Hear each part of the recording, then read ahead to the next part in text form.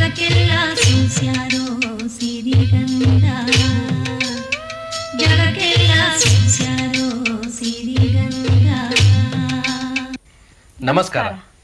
ಸಿರಿಗಂಧ ಪರಿವಾರದ ಪರವಾಗಿ ನಿಮ್ಮೆಲ್ಲರಿಗೂ ವತ್ಸಲ ಮೋಹನ್ ಬಯಸುವ ಸ್ವಾಗತ ಸುಸ್ವಾಗತ.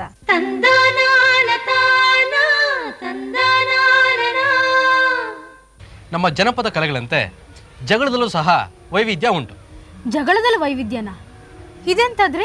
ಹೌದು, ಎರಡು ದೇಶದ ಮಧ್ಯೆ ಜಗಳ, ಎರಡು ಊರ ಮಧ್ಯೆ ಜಗಳ, ಎರಡು ಮನೆಯಲ್ಲಿ ಜಗಳ, ಗಂಡ ಹೆಂಡ್ರ ಜಗಳ, ಮಕ್ಕಳ ಜಗಳ, ಸುಮ್ಮನೆ ಜಗಳ. ನೀವು ಹೇಳಿದ ಎಲ್ಲ ಜಗಳಗಳು ಸರಿ, ಆದ್ರೆ ಈ ಸುಮ್ಮನೆ ಜಗಳ ಇದೆಂತದು? ಸುಮ್ಮನೆ ಜಗಳ ಅಂದ್ರೆ ಅನಾವಶ್ಯಕವಾಗಿ ಕಾಲ್ ಕೆದ್ರಿ ಜಗಳಕ್ಕೆ ನಿಲ್ಲೋದು. ಕಾಲ್ ಕೆರ್ಕೊಂಡು ಜಗಳಕ್ಕೆ ಬರೋದು ಅಂದ್ರೆ ಕೋಳಿಗಳು. ಹೌದು, ನಾನೀಗ ಹೇಳಕ್ ಹೊರಟಿರೋದು ಕೂಡ ಕೋಳಿ ಜಗಳದ ಬಗ್ಗೆನೆ. ಕೋಳಿ ಜಗಳ ಇತ್ತೀಚೆಗೆ ಸ್ಪರ್ಧಾ ರೂಪ ಪಡ್ಕೊಂಡಿದೆ. ಈಗ ಆ ಸ್ಪರ್ಧಾ ರೂಪದ ಕೋಳಿ ಅಂಕ ಅಥವಾ ಕೋಳಿ ಕಾಳದ ಬಗ್ಗೆ ರೋಷನ್ ಅವರು ತಿಳಿಸ್ತಾರೆ. ಪ್ರಾಯಶಃ ಮನುಷ್ಯನ ಮೂಲಭೂತ ಸ್ವಭಾವಗಳಲ್ಲಿ ಹಿಂಸೆಯೂ ಒಂದು. ಪ್ರಾಣಿಗಳು ಪರಸ್ಪರ ಕಾದಾಡಿ ಸಾಯುವುದನ್ನು ಕಂಡು ಆನಂದಿಸುವುದಕ್ಕಾಗಿ ವಿವಿಧ ಪ್ರಾಣಿಗಳನ್ನು ಕಾದಾಟಕ್ಕಿಳಿಸುತ್ತಿದ್ದುದು ವಿವಿಧ ದೇಶಗಳಲ್ಲಿ ಬಹಳ ಹಿಂದೆಯಿಂದಲೂ ರೂಢಿಯಲ್ಲಿದೆ. ಗೂಳಿ, ಟಗರು ಹಾಗೂ ಕೋಳಿ ಕಾಳಗಗಳು ಪ್ರಾಚೀನ ಕಾಲದಿಂದಲೂ ನಡೆದುಕೊಂಡು ಬಂದಿರುವೆ ಎಂದು ದಾಖಲೆಗಳು ಹೇಳುತ್ತವೆ. ಕೋಳಿ ಪಂದ್ಯ, ಕೋಳಿ ಅಂಕ ಅಥವಾ ಕೋಳಿ ಪಡೆ ಎಂದೆಲ್ಲ ಕರೆಯಲಾಗುವ ಈ ಕೋಳಿ ಕಾಳಗ ಬಹುತೇಕ ಕರ್ನಾಟಕ ರಾಜ್ಯದಲ್ಲಿ ಎಲ್ಲ ಕಡೆಯಲ್ಲಿಯೂ ಉಂಟು. ಆದರೆ ನಿಯಮಿತವಾಗಿ ದಕ್ಷಿಣ ಕನ್ನಡ ಜಿಲ್ಲೆಯಲ್ಲಿ ಇದು ಒಂದು ಜನಪ್ರಿಯ ಜನಪದ ಆಟವಾಗಿಯೇ ಉಳಿದುಕೊಂಡು ಬಂದಿದೆ. ಮನುಷ್ಯ ಪಡೆಯುವ ಸಂತೋಷಗಳಲ್ಲಿ ಹಲವಾರು ವಿಧ. ಹಿಂಸೆ ಮಾಡುವುದರ ಮೂಲಕ ಹಾಗೂ ಹಿಂಸೆಯನ್ನು ನೋಡುವುದರ ಮೂಲಕ ಸಂತೋಷ ಪಡೆಯುವ ವಿಚಿತ್ರ ಸ್ವಭಾವ ಮನುಷ್ಯನದು. ಪ್ರಾಣಿಗಳು ಪರಸ್ಪರ ಕಾದಾಡಿ ಸಾಯುವುದನ್ನು ನೋಡಿ ಆನಂದಿಸುವುದಕ್ಕಾಗಿ ಮನುಷ್ಯ ಅನೇಕ ಪ್ರಾಣಿಗಳನ್ನು ಬಳಸಿಕೊಳ್ಳುತ್ತಿದ್ದಾನೆ. ವಿವಿಧ ದೇಶಗಳಲ್ಲಿ ಬಹಳ ಹಿಂದಿನಿಂದಲೂ, ಅಂದರೆ ಕ್ರಿಸ್ತಶಕ ಪೂರ್ವ 500ಕ್ಕೂ ಹಿಂದೆ ಗ್ರೀಸ್, ಚೈನಾ, ಪರ್ಷಿಯಾ ಮತ್ತಿತರ ಕಡೆಗಳಲ್ಲಿ ಪ್ರಾಣಿ ಹಿಂಸೆ ಮನೋರಂಜನೆಯ ಸಾಧನವಾಗಿದ್ದುದು ಕಂಡುಬರುತ್ತದೆ. ನಮ್ಮ ರಾಜ್ಯದ ದಕ್ಷಿಣ ಕನ್ನಡ ಜಿಲ್ಲೆಯ ಜೀವನವನ್ನು ಪೂರ್ತಿಯಾಗಿ ಆವರಿಸಿರುವ ಕ್ರೀಡೆ ಎಂದರೆ ಕೋಳಿ ಕಾಳಗ ಅಥವಾ ಕೋಳಿ ಅಂಕ.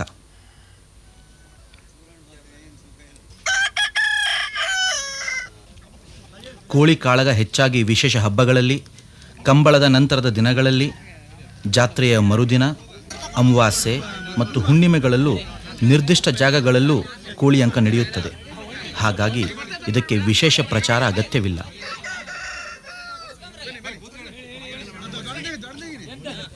ಕೋಳಿ ಪಡೆಗಳಲ್ಲಿ ಕಟ್ಟುವ ಕೋಳಿಗಳನ್ನು ವಿಶೇಷವಾದ ಆರೈಕೆಯಿಂದ ಸಾಕುತ್ತಾರೆ. ತಿನ್ನಲು ಪೌಷ್ಟಿಕ ಆಹಾರ ಕೊಡುತ್ತಾ ಕತ್ತಿ ಕಟ್ಟದೆ ಕಾಳಗಕ್ಕೆ ಇಳಿಸಿ ತರಬೇತಿ ಕೊಡುತ್ತಾರೆ. ತಿಥಿ, ವಾರ, ನಕ್ಷತ್ರಗಳಂದು ಇಂತಹ ಜಾತಿಯ ಕೋಳಿ, ಇಂತಹ ಬಣ್ಣದ ಕೋಳಿ ಸೋಲುತ್ತೆ, ಗೆಲ್ಲುತ್ತೆ ಎಂಬ ನಂಬಿಕೆಯಿಂದಲೇ ಆಧರಿಸಿ ತಯಾರಿಸಿದ ಕುಕ್ಕಟ ಪಂಚಾಂಗಗಳನ್ನು ಕೋಳಿ ಕಟ್ಟುವವರು ಅಭ್ಯಾಸ ಮಾಡುತ್ತಾರೆ. ಹುಂಜಗಳನ್ನು ಕಾದಾಟಕ್ಕೆ ಇಳಿಸುವ ಮೊದಲು ಅದರ ಕಾಲಿಗೆ ಬಾಳ್ ಕಟ್ಟುತ್ತಾರೆ. ಬಾಳ್ ಎಂದರೆ ಕಾಳಗದ ಸಮಯದಲ್ಲಿ ಕೋಳಿಯ ಕಾಲಿಗೆ ಕಟ್ಟುವ ಮೊನಚಾದ ಉಕ್ಕಿನ ಕತ್ತಿ. ಅದು ಸುಮಾರು 2-2.5 ಅಂಗುಲ ಉದ್ದವಿರುತ್ತದೆ. ಕೋಳಿಗಳ ಗಾತ್ರ ಅನುಸರಿಸಿ ಬಾಳಿನ ಗಾತ್ರವನ್ನು ಆಯ್ಕೆ ಮಾಡುತ್ತಾರೆ. ಕೋಳಿಗಳ ಕಾಲಿಗೆ ಕತ್ತಿಯನ್ನು ಹಿಮ್ಮುಖವಾಗಿ ಕಟ್ಟುತ್ತಾರೆ. ಕೋಳಿಗೆ ಬಾಳನ್ನು ಕಟ್ಟುವಾಗ ಕೋಳಿಯನ್ನು ಹಿಡಿದುಕೊಂಡು ನಿಲ್ಲುವವನಿಗೆ ದಂಡೆಯವ ಎನ್ನುತ್ತಾರೆ. ಆದರೆ ಇಲ್ಲಿ ಕಟ್ಟುವವನಿಗೆ ಗೌರವ ಹೆಚ್ಚು. ಬಾಳ್ ಕಟ್ಟುವುದಕ್ಕೆ ಕೂಡ ಒಂದು ವಿಶೇಷ ಪರಿಣಿತಿ ಬೇಕು. ಆಮೇಲೆ ಆ ಕೋಳಿಯನ್ನು ವಿಶೇಷ ರೀತಿಯಲ್ಲಿ ಹುರುಪುಗೊಳಿಸಿ, ಅಂದರೆ ಶರಾಬು ಅಥವಾ ನೀರನ್ನು ಕುಡಿಸಿ ಕಾಳಗಕ್ಕೆ ಅಣಿ ಮಾಡುತ್ತಾರೆ. ನಂತರ ಕೋಳಿಗಳ ಮುಖಾಮುಖಿಯಾಗುತ್ತದೆ. ಗೆಲ್ಲುವ ಕೋಳಿಯನ್ನು ಬಂಟ ಎಂತಲೂ, ಸತ್ತ ಕೋಳಿಗೆ ಹೊಟ್ಟೆ ಎಂತಲೂ ಕರೆಯುತ್ತಾರೆ. ಕೋಳಿ ಗಾಯಗೊಂಡರೂ ಅಥವಾ ಓಡಿ ಹೋದರೂ ಅದು ಸತ್ತಂತೆಯೇ, ಅದು ಗೆದ್ದವರ ಪಾಲಿಗೆ. ಇದು ಕೋಳಿ ಅಂಕದ ನೆಲೆಯಲ್ಲಿ ಸಿಗುವ ವಿವರಣೆಗಳಾದರೆ, ಕೋಳಿ ಅಂಕ ನಡೆಸುವ ಮುನ್ನ ಅವುಗಳ ಬಣ್ಣಗಳ ಆಧಾರದ ಮೇಲೆ ಅವುಗಳನ್ನು ವಿಂಗಡಿಸುವ ಪದ್ಧತಿ ಇನ್ನೂ ಆಶ್ಚರ್ಯ ಹುಟ್ಟಿಸುತ್ತದೆ. ಈ ನೆಲೆಯಲ್ಲಿ ಕೋಳಿಗಳಲ್ಲೂ 6 ಮುಖ್ಯ ಜಾತಿಗಳು ಸಿಗುತ್ತವೆ. ಅವುಗಳೆಂದರೆ ಉರಿಯ, ಕುಕ್ಕಿನ, ಬಳಿದು, ಕಡ್ಲ, ಕಬ್ಬಾರ, ಬೂಬ, ಬೆಳದು ಇದರಲ್ಲಿ ಮತ್ತೆ ಉಪಜಾತಿಗಳನ್ನು ಗುರುತಿಸಿಕೊಳ್ಳಬಹುದು.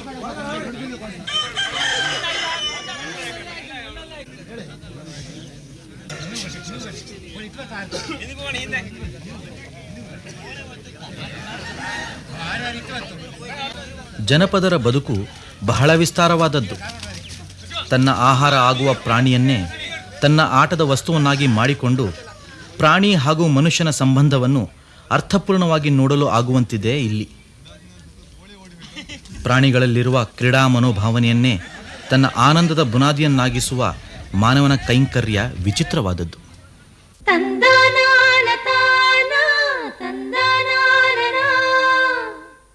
ನಾಟಕ, ಯಕ್ಷಗಾನ, ಬಯಲಾಟಗಳಲ್ಲಿ ಬಹಳ ಹಿಂದಿನಿಂದಲೂ ಸ್ತ್ರೀ ಪಾತ್ರಗಳನ್ನು ಪುರುಷರೇ ಮಾಡ್ತಾ ಬರ್ತಿದ್ದಾರೆ.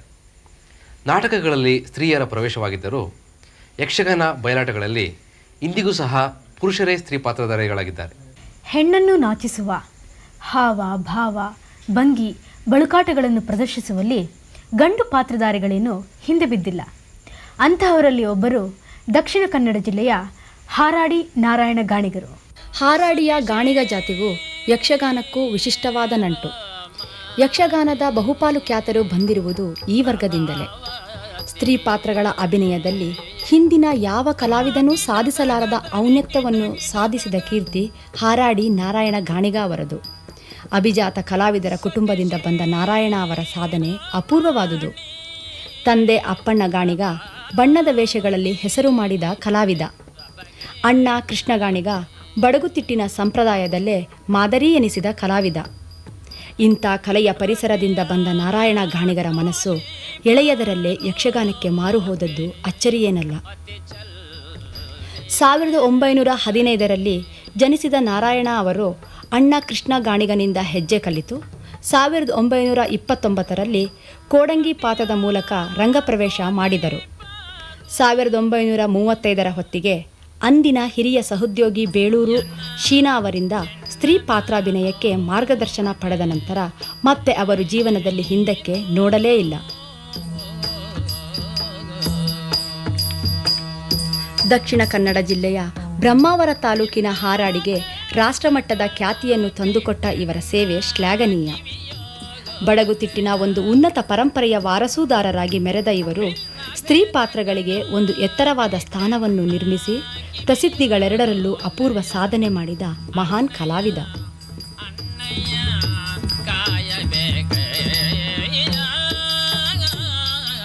ಈಗ ನಿವೃತ್ತ ಜೀವನ ಸಾಗಿಸುತ್ತಿರುವ 80 ವರ್ಷದ ಶ್ರೀಯುತರನ್ನ ಅವರ ಮನೆಯಂಗಳದಲ್ಲಿ ತೆಕ್ಕಟ್ಟೆ ಶ್ರೀನಿವಾಸ ಅಡಿಗರು ಭೇಟಿ ಮಾಡಿದಾಗ, ನಾರಾಯಣ ಗಾಣಿಗರೇ, ನೀವು ಬಡಗುತಿಟ್ಟಿನ ಪ್ರಸಿದ್ಧ ಕಲಾವಿದರು ಅಂತ ನಾನು ಕೇಳಿದ್ದೇನೆ. ನಿಮ್ಮ ವೇಷಗಳನ್ನ ತುಂಬ ನೋಡಿದ್ದೇನೆ. ನೀವು ನಿಮ್ಮ ಎಷ್ಟನೇ ಪ್ರಾಯದಲ್ಲಿ ಈ ಯಕ್ಷಗಾನಕ್ಕೆ ಪ್ರವೇಶ ಮಾಡಿದ್ದೀರಿ ಅಂತ ಹೇಳ್ಬೋದಾ? 16 ವರ್ಷ ಪ್ರಾಯದಲ್ಲಿ ಯಕ್ಷಗಾನ ರಂಗಕ್ಕೆ ಕಾಲಿಟ್ಟಿದ್ದೆ. 60 ವರ್ಷ ಪ್ರಾಯದವರೆಗೆ ಆ ಕಲಾ ಸೇವೆ ಮಾಡಿದ್ದೆ. ಈ ಕಲಾ ಸೇವೆ ನೀವು ಮಾಡಿದ್ದು ನಾನು ಭಾಳ ನಿಮ್ಮನ್ನು ನೋಡಿದ್ದೇನೆ. ಆದರೆ ಈ ಕಲಾ ಸೇವೆ ನಿಮಗೆ ಅತ್ಯಂತ ನೀವು ಮಾಡುವಂಥ ಪಾತ್ರಗಳು ಯಾವುವು? ಅದರಲ್ಲಿ ಆ ಪಾತ್ರಗಳು ನಿಮಗೆ ಅತ್ಯಂತ ಖುಷಿ ಕೊಟ್ಟಂಥ ಪಾತ್ರಗಳು ಯಾವುದು ಸ್ವಲ್ಪ ತಿಳಿಸ್ತೀರಾ? ಪೌರಾಣಿಕ ಇತಿಹಾಸಕ್ಕೆ ಸೇರಿದ ಪ್ರಸಂಗದಲ್ಲಿ ನಾನು ಮಾಡುವ ಕೆಲವು ವೇಷಗಳು ನನ್ನ ಭಾವನೆಯೇ ಮುಖ್ಯ. ಅಂಬೆ, ಕಯಾದು, ಚಿತ್ರಾಂಗದೆ, ಶಶಿಪ್ರಭೆ, ಹಿಡಿಂಬೆ ಇಂಥ ಪಾತ್ರಗಳು ನೀವು ಮಾಡ್ತಿದ್ರಿ. ನಿಮಗೆ ಈ ಶಶಿಪ್ರಭೆ, ಹಿಡಿಂಬೆ ಇಂಥ ಪಾತ್ರಗಳನ್ನ ಮಾಡ್ತಾ ಇದ್ರಿ ಪೌರಾಣಿಕದಲ್ಲಿ. ನಿಮಗೆ ಅತ್ಯಂತ ಖುಷಿ ಕೊಟ್ಟಂಥ ಒಂದು ಪಾತ್ರ ಯಾವುದಂತ ನಾವು ನೋಡ್ಬೋದಾ? ಎಲ್ಲವೂ ನನಗೆ ಸಂತೋಷವೇ. ಆದರೆ ನಿಮಗೆ ಭಾವನೆಗೆ ಪುಷ್ಟಿ ಕೊಟ್ಟಂತಹ ಪಾತ್ರ?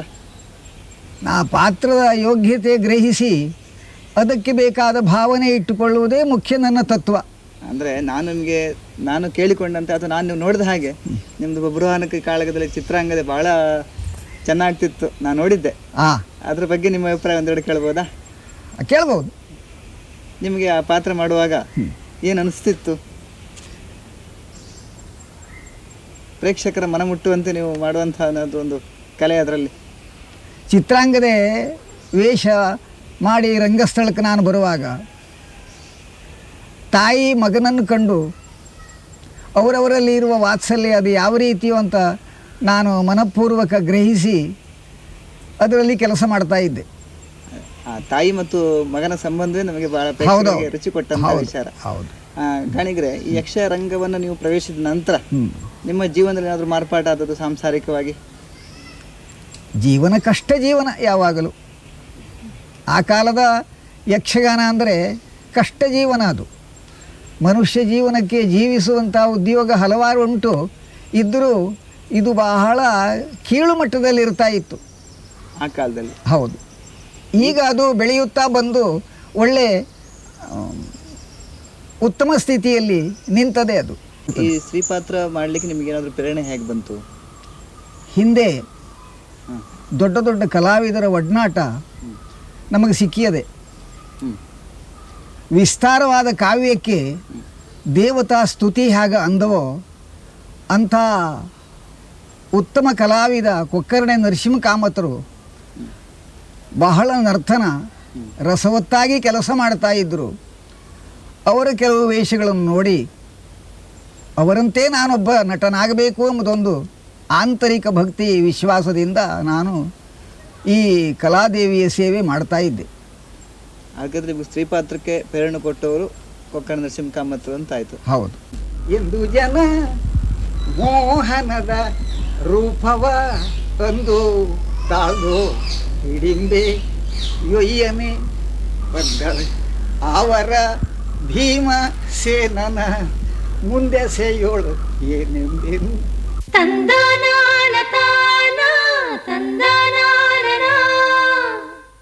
ನಮ್ಮ ರಾಜ್ಯದಲ್ಲಿ 10 ಡೊಳ್ಳು ಮೇಳಗಳು ಇಂದು ರಾಷ್ಟ್ರ ಪ್ರಶಂಸೆಯನ್ನು ಪಡೆದಿವೆ. ಇಂತಹ ರಾಷ್ಟ್ರ ಪ್ರಶಂಸೆಯನ್ನು ಪಡೆದ ಬೆಳ್ಳಿಯಪ್ಪ ಮತ್ತು ತಂಡದವರ ಡೊಳ್ಳು ಮೇಳವನ್ನು ನೋಡಲು ಶಿವಮೊಗ್ಗ ಜಿಲ್ಲೆಯ ಸಾಗರ ತಾಲೂಕಿನ ಗೌತಮಪುರದಲ್ಲಿ ಈಗ ನಾವು ಇದ್ದೇವೆ.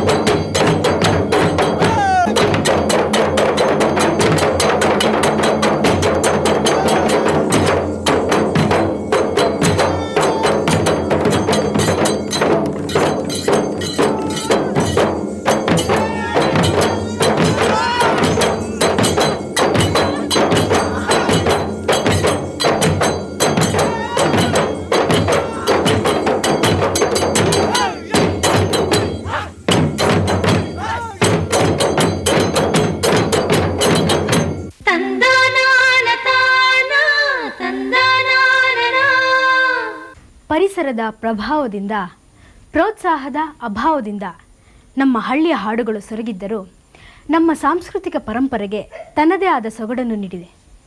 ಇತ್ತೀಚೆಗೆ ಇವುಗಳು ವಿರಳವಾಗಿದ್ದರೂ ನಮ್ಮ ಹಳ್ಳಿಗಾಡಿನಲ್ಲಿ ಮದುವೆ ಮುಂತಾದ ಶುಭ ಸಂದರ್ಭಗಳಲ್ಲಿ ಅಪರೂಪಕ್ಕೊಮ್ಮೆ ಸೋಬಾನೆ ಪದಗಳ ಸೊಲ್ಲು ಕೇಳಿಬರುತ್ತದೆ. ಇಂತಹ ಒಂದು ಸೋಬಾನೆ ಪದವನ್ನು ಹಾಡುತ್ತಾರೆ ಶ್ರೀಮತಿ ಶಾಂತಮ್ಮ ಬಸಪ್ಪ ಕಬ್ಬೂರ ಅವರು. ಗುರು ಲಗ್ನ ಮಾಡಿಕೊಂಡು ಗುಣವಂತಿ ಮೈ ನೆರೆದ ಸುರಗಿ ನೀರಿನ ಸುಖದಿಂದ ಸೋಬಾನವ, ಸುರಗಿ ನೀರಿನ ಸುಖದಿಂದ ಸೋಬಾನವ. ಗುರವಿನ ಗುಳ್ಳವ ದಾಳಿ ಕೊಳ್ಳೆಂಬ ಕಟ್ಟಿಕೊಂಡು, ಗುರವಿನ ಗುಳ್ಳವ ದಾಳಿ ಕೊಳ್ಳೆಂಬ ಕಟ್ಟಿಕೊಂಡು, ಕೂನದ ಕುಂಕುಮ ಹಚ್ಚಿದೇವ ಸೋಬಾನವ, ಕೂನದ ಕುಂಕುಮ ಹಚ್ಚಿದೇವ ಸೋಬಾನವ. ಈ ಧ್ಯಾಯಕ್ಕ ಮಾನದ ಮುತ್ತೈತಾನ್ ಪಡದೇವ ಸೋಬಾನವ, ಈ ಧ್ಯಾಯಕ್ಕ ಮಾನದ ಮುತ್ತೈತಾನ್ ಪಡದೇವ ಸೋಬಾನವ. ಗುರು ಲಗ್ನ ಮಾಡಿಕೊಂಡು ಗುಣವಂತೆ ಮೈ ನೆರೆದ ಸುರಗಿ ನೀರಿನ ಸುಖದಿಂದ ಸೋಬಾನವ, ಸುರಗಿ ನೀರಿನ ಸುಖದಿಂದ ಸೋಬಾನವ. ಅಷ್ಟಾವರಣದ ಸೇರುಟ್ಟು ಕಳದ ಮೈಯಲಗೆ ದಟ್ಟಿ, ದಟ್ಟಿ ಪೀತಾಂಬರುಟ್ಟಿದೇವ ಸೋಬಾನವ.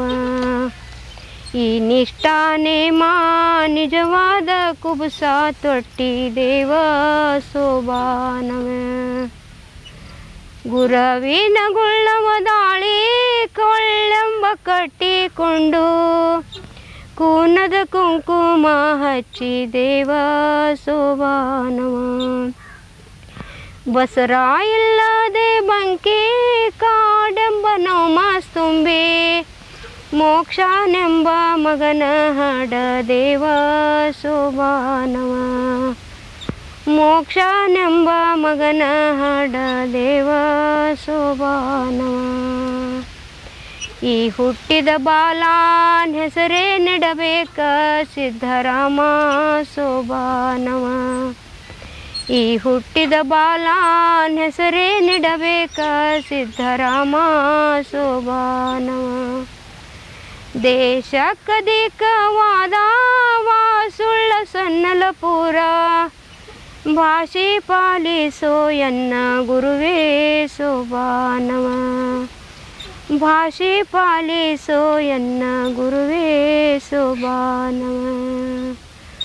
ಗುರು ಲಗ್ನ ಮಾಡಿಕೊಂಡು ಗುಣವಂತೆ ಮೈ ನೆರೆದ ಸುರಗಿ ನೀರಿನ ಸುಖದಿಂದ ಸೋಬಾನವ, ಸುರಗಿ ನೀರಿನ ಸುಖದಿಂದ ಸೋಬಾನವ. ತಂದನಾನ ತಾನ ತಂದನಾನ.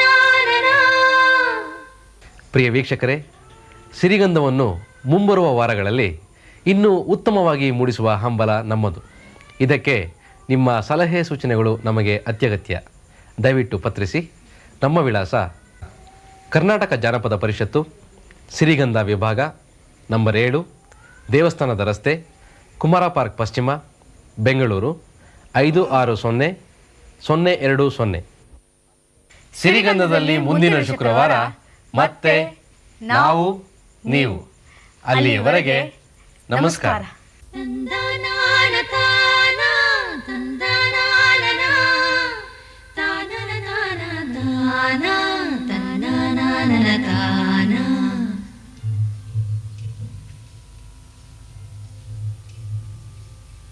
ಕರುನಾಡ ಮೂಡಲಲ್ಲಿ ಬೆಳ್ಳಿರಾಯರು ಬೆಳಗಿ ಬಣ್ಣದ ನವಿಲು ಕುಣಿದಾವು. ತಂದನಾನ ತಾನ ತಂದನಾನ ಸ್ವಾ ಸ್ವಾತಿಯ ಮಳೆ ಹುಯ್ದು ಮುತ್ತುಗಳ ತೆನೆಬಾಗಿ ಭೂತಾಯಿ ನೆನೆದು ಹರಸ್ಯಾಳು. ಮಾವು ಮಲ್ಲಿಗೆಯೊಳಗೆ ಸುಳಿದಾಡಿ ಎಳೆಗಾಳಿ ಕೋಗಿಲೆ ಕುಹು ಎಂದು ಸರಬಿಕ್ಕಿತೋ. ಅರಸರ ಕಥೆಯಲ್ಲ, ಗುರುಗಳ ಮತಿಯಲ್ಲ, ಬಿತ್ತಿ ಬೆಳೆದವರ ಪಾಡು ಹಾಡಾಯಿತೋ. ವೇದವ ವಾದವ ಕಾಣದ ಜನರು ಓದನು ಅರಿಯದೆ ಗಾದೆ ಕಟ್ಟಿದರು.